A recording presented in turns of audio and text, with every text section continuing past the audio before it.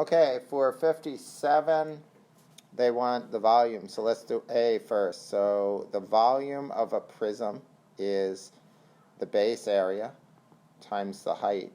The base area is length times width because it's a rectangle. So 20 times 7.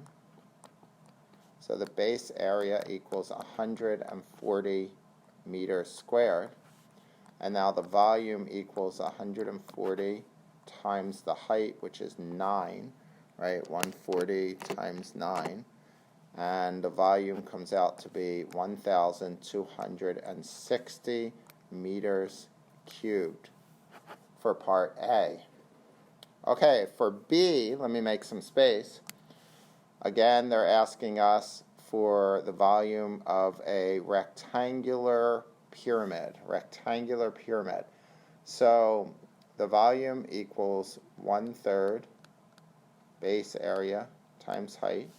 The base area is a rectangle, so length times width.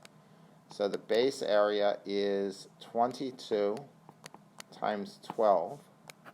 So the base area comes out to be 264 centimeters squared, right? Now we put it into our equation, 1/3, 264 times the height, which is 18,